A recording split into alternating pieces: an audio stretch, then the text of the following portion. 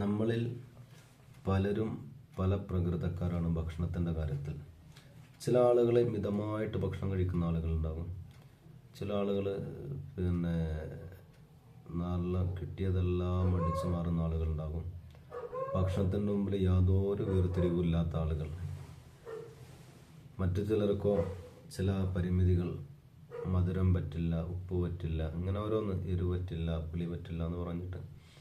പക്ഷെ ഏതായാലും ചരിത്രത്തിൽ ഒരു മനുഷ്യൻ്റെ ഒരു ഇത് പറയുന്നുണ്ട്. വളരെ വലിയ തീറ്റക്കാരനായിരുന്നു, ഭയങ്കരമായിട്ട് ഭക്ഷണം കഴിക്കുന്ന ഒരാളുടെ ഒരു കഥ പറയുന്നുണ്ട്. ഇപ്പോൾ നമ്മുടെ നാട്ടിൽ തന്നെ ഉണ്ടായിരുന്നല്ലോ, തൃശ്ശൂരിൽ ഉള്ള റപ്പായി എന്ന് പറയുന്ന ഒരു വ്യക്തി.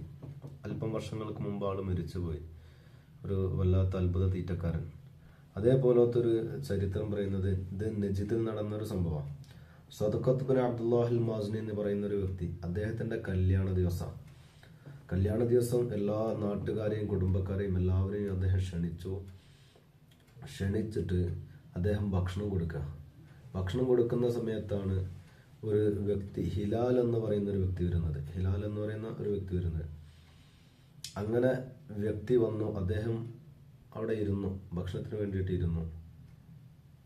ഇരുന്നിട്ട് ഇവരെ ഭക്ഷണം കൊണ്ടുപോയി കൊടുത്തത് കൊടുത്തത് അല്പം തടിയും ഒക്കെ ഉള്ള ഒരാളാണ്. അപ്പൊ ആദ്യം തന്നെ അവർ അതിൻ്റെ ഒരു കണക്ക് കണ്ടിട്ടാണ് കൊണ്ടുപോയി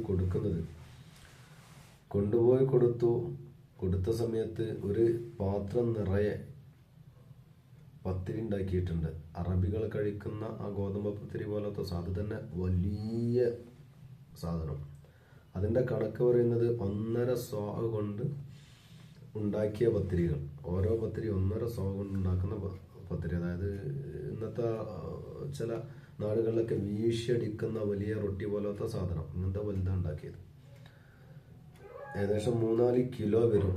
ഗോതമ്പ് 3-4 കിലോ വരുന്ന അങ്ങനത്തെ ഒരു മോഡൽ വലിയ ഐറ്റംസ് കൊണ്ടുപോയി കൊടുത്തു. അയാൾ കഴിച്ചു. ഇനിയും വേണം. വീണ്ടും കൊണ്ടുപോയി കൊടുത്തു.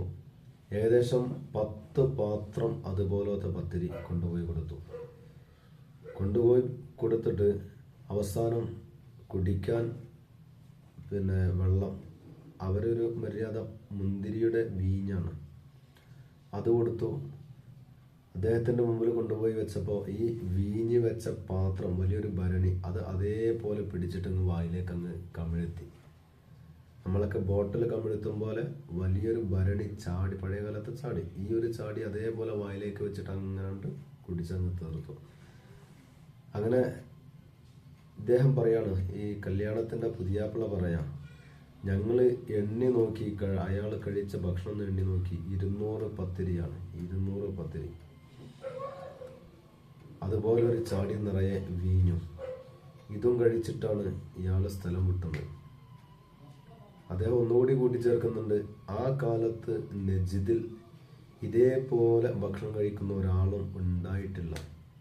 അത്രമാത്രം തീറ്റക്കാരനായിരുന്നു. ചില ആളുകളുടെ പ്രകൃതിയാണത്. വയറ്റിലേക്ക് ഭക്ഷണം ചെന്ന ഉടനെ വീണ്ടും വിശപ്പ്, അങ്ങനത്തെ ചില പ്രകൃതിയുള്ള ആളുകളൊക്കെ ഉണ്ട്. ഏതായാലും വലിയൊരു തീറ്റക്കാരൻ്റെ ഒരു ചരിത്രമാണ് അത് പറയുന്നത്. ഇപ്പോഴും ഉണ്ട് അതേപോലത്തെ ചില ഭക്ഷണത്തിന്റെ ആളുകളൊക്കെ. നമുക്ക് പല രാജ്യങ്ങളിലും 1-2 വളരെ റയർ കേസ് അങ്ങനെയൊക്കെ വരാറുണ്ട്. ഏതായാലും ഇങ്ങനെയും ഒരാൾ ചരിത്രത്തിൽ ഇടം പിടിച്ചിരുന്നു എന്ന് നമ്മൾ മനസ്സിലാക്കുക.